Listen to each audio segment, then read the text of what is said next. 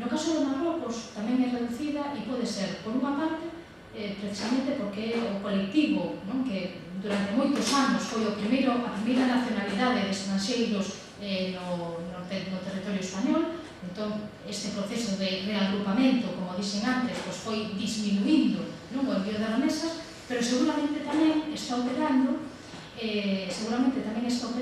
os envíos directos. Pensemos que moita parte da poboación marroquí está concentrada no territorio de Andalucía e, por tanto, estas viaxes ao seu país son máis frecuentes, un delas e dos seus familiares, e isto lles permite levar directamente o diñeiro sin pasar por estas vías oficiais de envío de remesas. Outros colectivos, e en concreto os subsaharianos, do cual aquí somente temos presencia de Senegal, que é a primeira nacionalidade de subsaharianos que existe no territorio español, pois observamos que teñen un envío elevado, pero non se observa que ao longo do tempo, co paso do tempo, que se reduza significativamente o envío de remesas.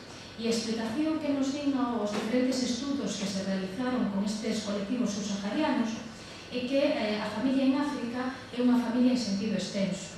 Non se envían remesas somente para a esposa, o esposo e os fillos, sino que tamén forman parte desta unidade familiar os pais, os tíos, os primos, os sobriños, e, por tanto, prolongas este sentido da familia, é unha familia en sentido extenso, e, por tanto, non se acaba o envío de remesas, aínda que consigan realizar o reagrupamento familiar.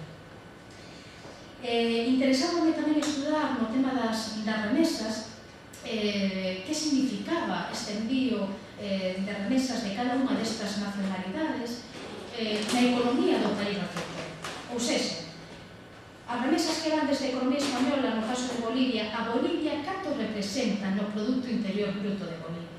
Bueno, pois feitos estes cálculos, observamos que en moitos casos significan unha parte moi importante. Para o caso de Bolivia, somente as remesas que os bolivianos envían ao seu país representan case o 7% do Producto Interior Bruto do país. No caso de Ecuador, case o 3%, no caso de Senegal, o 1,5%, máis de 1% na República Dominicana e Colombia. Pero claro, o diñeiro que chega das remesas non somente o que chega desde a economía española, sino que bolivianos hai por todo o mundo, igual que ecuatorianos e senegaleses. Entón, interesábame tamén ver cal era o impacto das remesas destas nacionalidades nas súas economías de orixe. Bueno, e tamén me interesaba comparalo con dúas variables, co investimento estranxeiro directo e coa axuda oficial ao desenvolvemento. Que é o investimento estranxeiro directo? Bueno, normalmente cando pensamos en investimento estranxeiro directo pensamos en multinacionais. E é certo, unha multinacional é investimento estranxeiro directo. Pero unha das definicións máis utilizadas, que ten máis consenso dentro dos economistas de investimento estranxeiro directo, é aquela parte de capital, cando o capital dunha empresa o 20% estranxeiro, iso significa xa investimento estranxeiro directo. E supónse, ou hai economistas que defenden que este investimento estranxeiro directo é positivo para o crecemento e o desenvolvemento do país. Por iso quixen poñelo aquí, porque se as remesas poden contribuir ao desenvolvemento do país, quería ver até que ponto son máis ou menos importantes que o investimento estranxeiro directo. Tamén se fala de que a axuda oficial ao desenvolvemento tamén axudaría ao desenvolvemento e ao crecemento dos países. Bueno, hai que facer aquí un pequeno paréntese e dicir que, a pesar de que teñe un nome moi bonito, a axuda oficial ao desenvolvemento, trátase de créditos máis ventaxosos que as condicións do mercado, pero non son axudas, porque decimos a palabra axuda e parece que un diñeiro dado desinteresadamente, e non é tan desinteresado, sino que xa digo, en definitiva, son créditos máis ventaxosos que os que existen no mercado, pero que hai que devolver. Bueno, pois, observar a importancia que teñen as remesas de toda a diáspora filipina, porque as remesas que envían os filipinos desde todo o mundo ao seu país significan máis do 13% do seu Producto Nacional Bruto.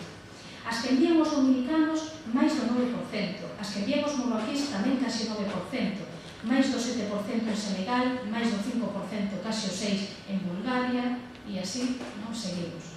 E observar que estes tres primeiros países, Filipinas, República Dominicana e Marrocos, este impacto das remesas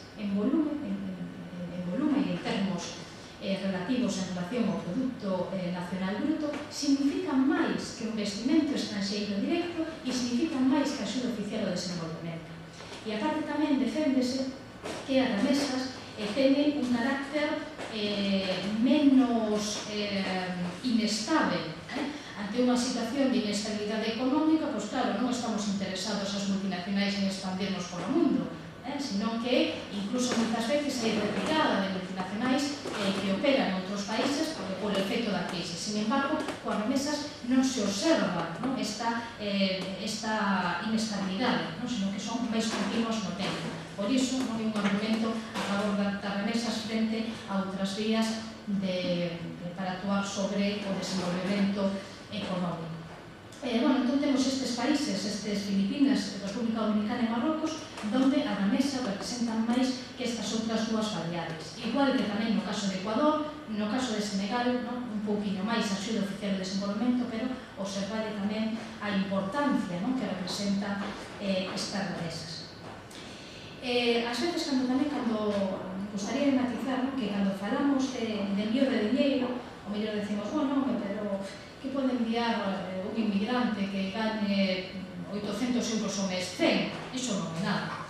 Bueno, pois para que nos demos conta do que significa ese dinheiro noutro país, temos que valorar tamén o que chamamos a economía a paridade do poder adquisitivo. Non compramos o mesmo cun euro na cidade de Santiago que cun euro nunha aldea de Senegal. Bueno, pois para darnos conta da diferencia do nivel de vida que se dá nestes países, simplemente calculei algúns países. Para o caso de Ecuador, Filipinas e Marrocos, a diferencia coa economía española é de 1 a 5. Ou seja, que o que aquí significan 500 euros, ali significan 2.500. No caso de Bolivia, a diferencia é de 1 a 9. O sea, que 100 euros aquí son 900 en Bolivia. E en Senegal, a diferencia é de 1 a 14. Ou seja, que 100 euros aquí significan 1.400 euros en Senegal. Por tanto, ainda que nos parezcan cifras moi pouco significativas o envío, isto significa un gran aporte para as economías familiares. Para ver agora